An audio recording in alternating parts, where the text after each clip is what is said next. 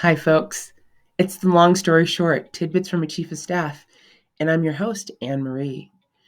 What I really wanted to cover in the next few minutes with you is a technique and a principle that's important for all Chiefs of Staffs as an aspect of their job, and that's the aspect of ghostwriting.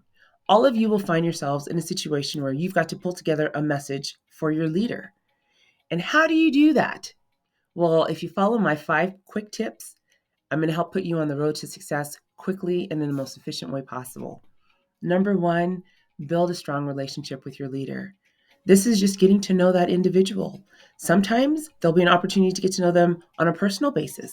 But as you're building up your professional relationship, just get to know them, have chats with them. When you sync with them, understand how they're thinking and ask questions, ask smart questions, intuitive questions that helps build the picture of who your executive is and that is aligned with who they really are.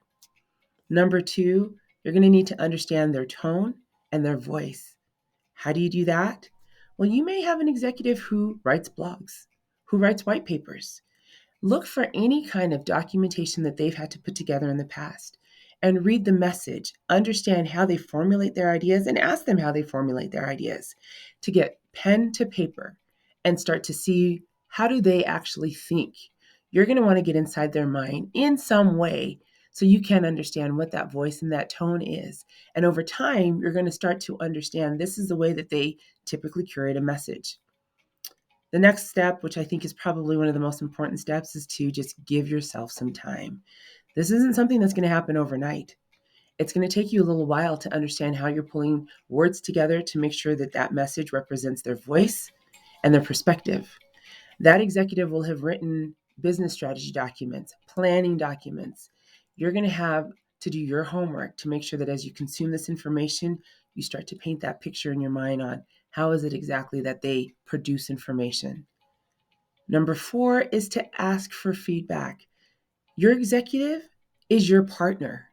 And the best way for you to get to a place where you are writing the best messages that represent that person's voice is to have them give you some feedback.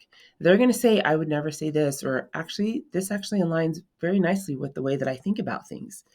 And so give yourself some time as you're going through this process. And then finally, just stay the course. It's going to be tough and it may even be rocky, but stay the course because you're going to get to an end product where at one point you're going to say, yep, I've got it. I know exactly how to pull together this message. It's going to require minimal edits and I can send it to my executive and they'll be happy with it. I hope you found these tips helpful. This is the long story short, and I'm your host, Anne Marie. Have a good one.